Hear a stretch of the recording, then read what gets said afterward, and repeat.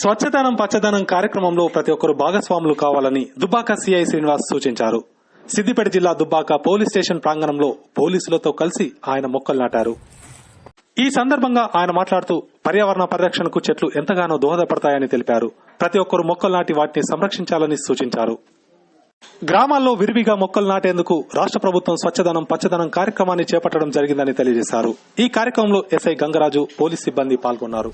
స్వచ్ఛదనం పచ్చదనం ప్రోగ్రాంలో భాగంగా ఈ పోలీస్ స్టేషన్ ప్రెమిసెస్లో ఈ మొక్కలు నాటడం జరిగింది.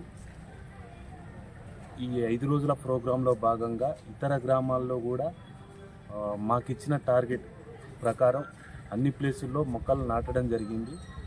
పబ్లిక్ కూడా పెద్ద మొత్తంలో ఈ స్వచ్ఛదనం పచ్చదనం ప్రోగ్రాంలో పార్టిసిపేట్ చేస్తూ ఈ పర్యావరణ పరిరక్షణకు తోడ్పడాలని అందరినీ కోరుకుంటున్నాం.